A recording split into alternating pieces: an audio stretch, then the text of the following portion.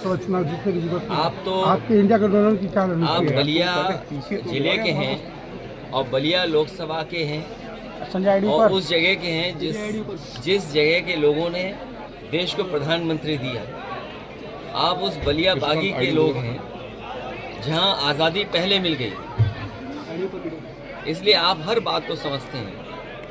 धर्म राजनीति का हिस्सा नहीं हो सकता। भारतीय जनता पार्टी को आय दोगुनी हुई कि नहीं हुई, किसान को नौकरी रोजगार मिला कि नहीं मिला, उन सवालों का जवाब देना पड़ेगा और उन सवालों का जवाब नहीं है, इसीलिए भारतीय जनता पार्टी धर्म के पीछे छिप जाती है। अच्छा अध्यक्ष जी, आप इंडिया गठबंधन के प्रमुख घटक हैं और उत्तर प्रदेश के मुख्यमंत्री रहे हैं, सबसे बड़े राज्य के आप सबसे बड़े नेता हैं। आप 40 सीट और 48 सीट वाले लोकसभा क्षेत्र के लोग मांग कर रहे कि इनको प्रधानमंत्री बनाया जाए और 80 सीट वाले होने के बाद भी जब प्रधानमंत्री बनने की बात आती है या संसद बनने की बात आती है तो आप जो है शांत हो जाते हैं, कुछ बोलते नहीं हैं। मुझे अपने इस पत्रकार का धन्यवाद देना चाहिए। हमारे लिए मुख्य है कि बीजेपी हारे, सवाल ये नहीं कि कौन किस पद पर बैठेगा।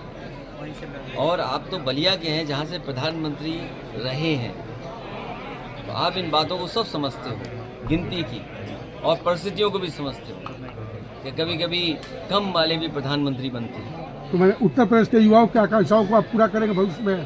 प्रधानमंत्री अगर बनने की स्थिति आती है तो आपकी दावेदारी रहेगी?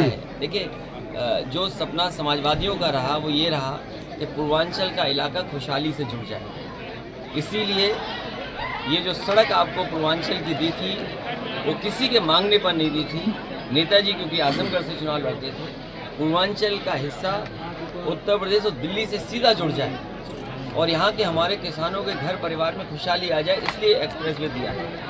ये केवल सड़क नहीं मान के चल रहे थे हम, यहाँ पर मंडी अगर बनी होती और अगर सुविधाएं दी गई होती तो हमारे किसानों को लाभ पहुँचता। लेकिन उत्तर प्रदेश के लोग की अभी आकांक्षा रही कि सर मुलायम सिंह नेताजी प्रधानमंत्री बने और आज सपना है कि आप भी प्रधानमंत्री बने।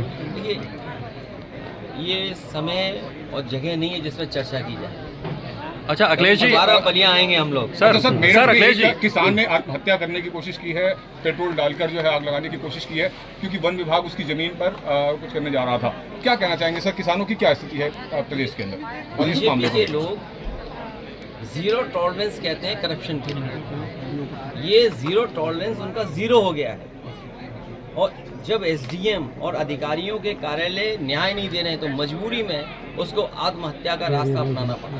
अगर कोई दोषी है उसके लिए तो वो भारतीय जनता पार्टी की सरकार के लोगों, और केवल मेरठ में एक किसान की आत्महत्या का सवाल नहीं है, उसके साथ साथ एक दलित और पिछड़े वर्ग के लोगों की किस तरह पिटाई की गई, एक बहुजन समाज के सभासद की किस तरह मंत्री ने और विधायक ने पिटाई की। बताओ क्या कार्रवाई की इस सरकार ने, जो हमेशा बुलडोजर की चालू करके रखते हैं। क्या उस मंत्री के घर पे बुलडोजर जाएगा जिसने बहुजन समाज के सभासद का अपमान किया है? क्या ये वही बुलडोजर एसडीएम के घर की ऑफिस को तोड़ेगा कि जिस एसडीएम या जिस अधिकारी की वजह से उस किसान की जान चली गई? अच्छा महादेव जीरो टॉलरेंस इसलिए नारा दे रहे हैं जिससे हमारा गरीब समझ ही नहीं पाए। गरीब समझ रहा जाना ने कौन सा फैसला ले रहे हैं जीरो टॉलरेंस से। इन्होंने कहा जीरो टॉलरेंस हमारा करप्शन के लिए है। आज करप्शन क्या है, उसी का परिणाम है कि जान देनी पड़ रही है और पहली जान नहीं गई है। इससे पहले बाराबंकी में, हैदरगढ़ में भी इसी तरह एक किसान अपने न्याय के लिए गया था, उसे आत्महत्या करनी पड़ी, जान चली गई। कभी मुख्यमंत्री आवास में इतने लोगों ने आत्महत्या नहीं की होगी। कई बेटियां न्याय के लिए आईं और मुख्यमंत्री आवास के सामने आत्मदाह किया, उनकी जान नहीं बची, चली गई। और मैं अपने पत्रकार साथी से कहूँगा वो तमाम आंकड़े आप निकाल करके जनता को बताएं कम से कम कि कितनी ऐसी घटनाएं इस सरकार में हुई हैं। अच्छा सर, सत्ता पक्ष जो है लगातार विपक्ष पर ये आरोप लगा रहा है कि प्राण प्रतिष्ठा को लेकर विपक्ष जो है वो अलग अलग गलत बयान कर रहा है। तो क्या प्राण प्रतिष्ठा के दिन आप भी जाएंगे क्या अयोध्या? देखिए, मैंने आप आधी अधूरी बात मत करिए।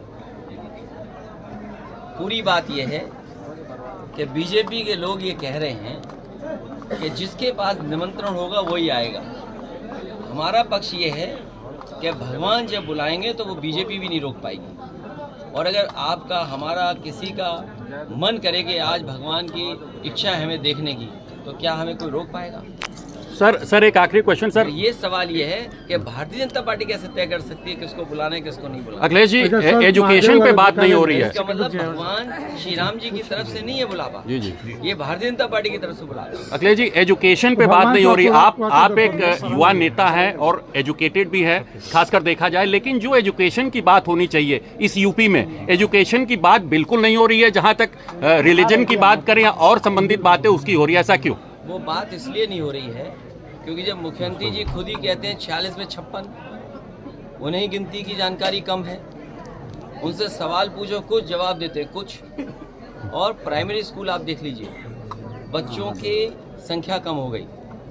इंटरमीडिएट में देख लो, बच्चों की संख्या कम हो गई।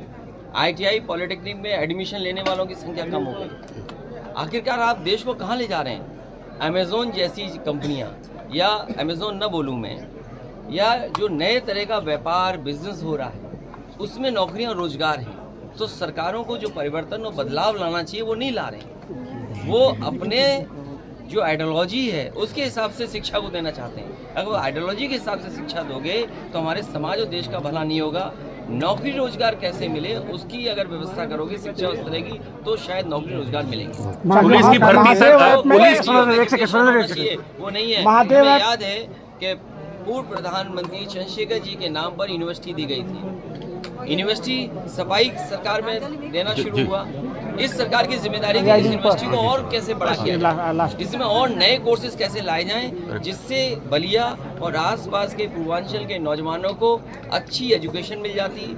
और आज जिस एजुकेशन की जरूरत है, क्वालिटी एजुकेशन, वो मिल जाती है। जिस कोर्स से नौकरी रोजगार मिल जाए, उस तरह की